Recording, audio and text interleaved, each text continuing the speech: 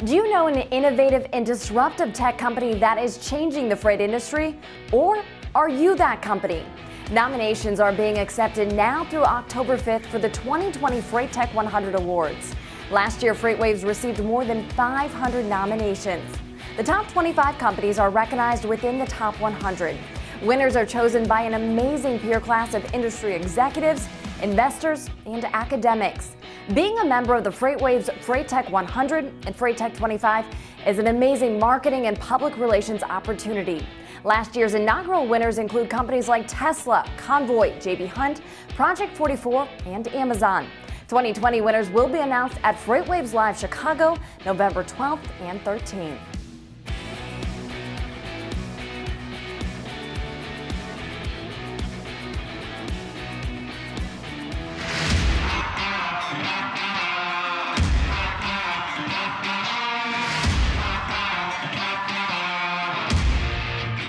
Welcome to Fuller Speed Ahead. I'm Craig Fuller here with Sandeep Kar. Sandeep, arguably you are the definitive expert in the heavy-duty trucking OEM market as well as technology innovation as it relates to the trucks and trucking market. Where do you see the next decade going? Craig, the next decade is going to be about business model transformation in trucking, where truck will much less be a product and will be considered more as a service and a solution. By that I mean that it's already happening now, the relationship with the customer when you buy a truck, and if you're an OEM, if you're selling a truck, the relationship with the customer does not end when the truck is sold, it begins at that time. So for the past 100 years in trucking, the relationship with the customer was that customer would buy a truck and say, here's a truck I've bought, what do I do with it? Do I use it for long haul? Do I use it for drayage, short haul? Now they're asking, here are the services the truck needs to provide, which means it has to operate in congested environments, urban environments, stop and go traffic, noise regulation, emission regulations. What can the truck do for me? And that completely changes the business model where the truck becomes a service, and eventually it's going to become a solution where you buy a truck and the truck is going to come with all kinds of income generating opportunities, for example, freight matching, for example, prognostics that will help reduce downtime, for example, driver behavior and coaching. So all those kind of solutions, insurance, leasing, everything packaged into the truck so that from day one it starts generating revenues and solves critical problems. So that is a transformation that is happening. And if you see where smart money is moving right now in commercial vehicle industry from an OEM perspective, it's not going anymore under the hood, which means powertrain, chassis, etc., which are pretty commoditized right now. It's going more inside the cabin, trying to keep the truck driver happy, engaged, productive, efficient. So that's a transformation that's happening already, from truck as a product to truck as a service to truck as a solution. Now, you mentioned something interesting about load matching. There's been a lot of digital freight brokers and digital marketplaces. It's often hard to figure out whether the digital freight players are transformative and evolutionary or truly revolutionary. What are your thoughts on that? They are evolutionary, but the revolution is not going to come from them. I believe the revolution is, any revolution that happens from inside out, which means while they are going to influence the environment, the real change is going to start coming when end users, which means fleets and owner-operators, start demanding this technology. So what these kind of companies are doing is they are educating the market on the art of the possible. Then you have the likes of J.B. Hunt and, I meant C.H. Robinson and others, who essentially can switch to this model if they so choose to. And in doing so, create a mass groundswell of interest, which will force the OEMs to have these technologies embedded in their vehicles. A lot of OEMs are working towards Tesla-like wraparound screens and HMI in their cabins in the next few iterations of their models. Once that happens, these trucks are going to come with pre-baked freight matching applications. And at that point, it becomes mainstream.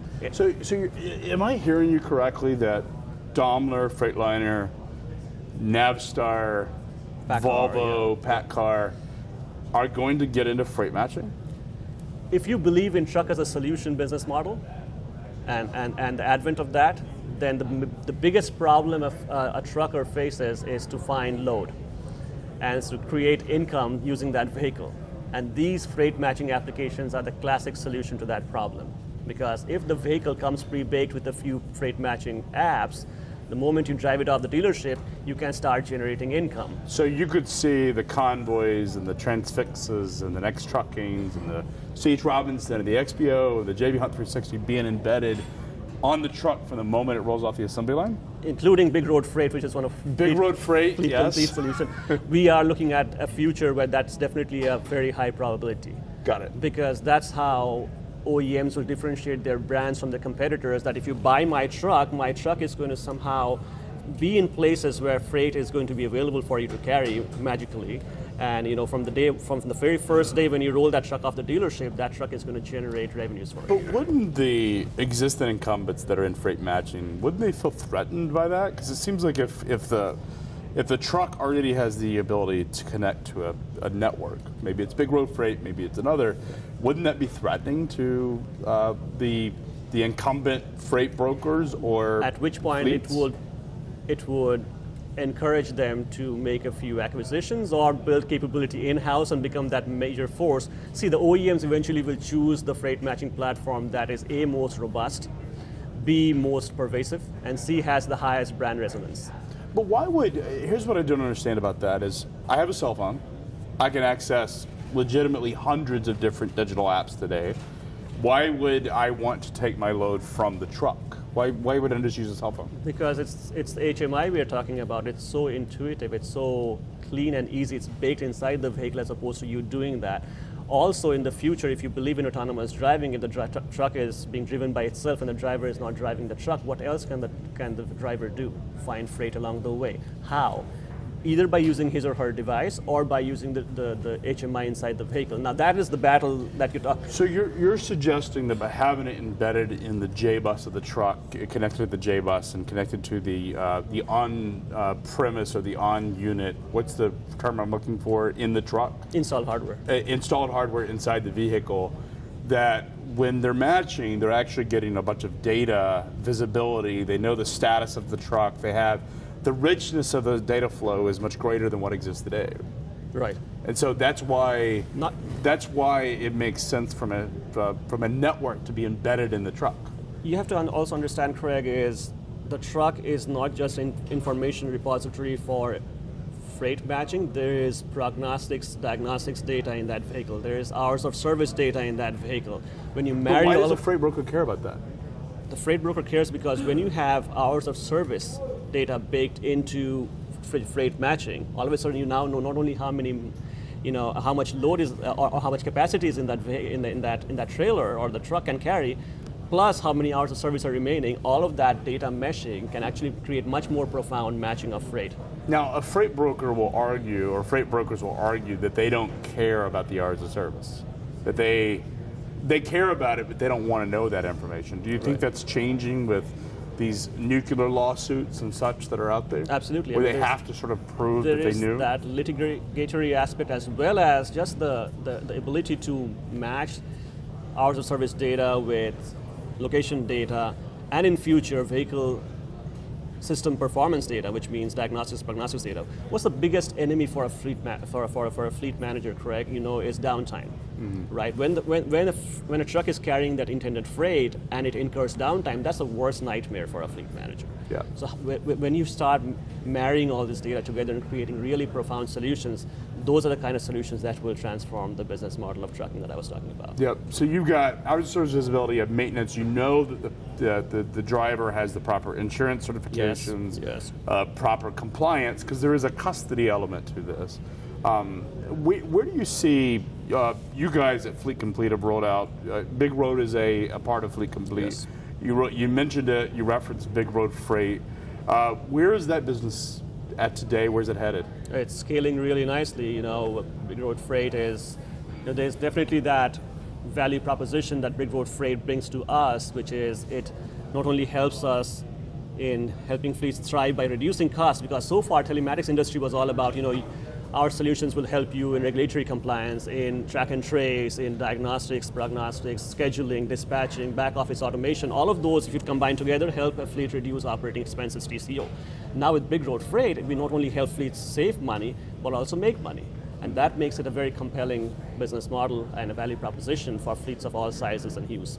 So where does Tesla has come out, and Elon Musk 2 years ago, big stage presence, talked about these unbelievable, some will say unbelievable because they're unbelievable, yes. Some will say just visionary concepts around the equipment. What do you see? Is the Tesla Semi going to ever see the light of day in terms of production? I will say there is a probability that it might, but my question is, what problem does it really solve? It solves the problem that fuel cost is a significant contributor to TCO, right? Used to be number one, now it's number two, and driver cost is number one. So it will help reduce fuel cost, but it requires significant infrastructure investment. An electric truck, first of all, requires charging. Long-haul trucking has tremendous range anxiety when it comes to electric vehicles. Mm-hmm. Without a nationwide continental infrastructure, and we're talking about billions of dollars worth of infrastructure here. I mean, it's like putting the cart ahead of the horse. First, you need to create infrastructure, and that's why I believe in fundamentals and foundational things, and the lack thereof in this particular case worries me. Just to make it, you don't think commercially that fleets will, at least over-the-road fleets, won't adopt the Tesla Semi because of range anxiety? There are certain segments that might. For example, heavy haul dedicated route where you have again, the same. The same route is going to be the truck is going to haul in the same route, and there is availability of charging infrastructure. Great. But if it's for hire fleet that doesn't know where it's going to haul next month, next week, then those fleets will definitely have to think twice. Let's not forget the fact there's a steep sticker price in these vehicles. Also, let's not forget the fact that battery requires replacement every 4 or 5, we don't know how many years, right. And that's a significant cost that the fleet has to incur. When you marry all of those together, there are a lot of challenges. So the Tesla Semi, a lot of challenges, range anxiety is an issue, weight is an issue. Yes. You talked about battery life is uncertain for that kind of torque. Another thing is, well, I live in Canada where winters can be very brutal, and that kind of weather, battery charge gets depleted really fast. So you need to think about that as well. Yeah. So like I said, there are areas and pockets where this can be applied, and which is necessary because that's how you really transform a market, is when you attack it on the fringe first, and then that's how it gains momentum. And we have seen several business models evolve through that model. So yes, there is a future for it, but I don't expect it to start creating major waves in the traditional long-haul market anytime soon. So what about fuel cell? The Nikola truck has raised, I think, a valuation of over $1 billion, lots of capital moved into fuel cell trucks. Are we going to see those out in production, you think? Once again, there's a high probability.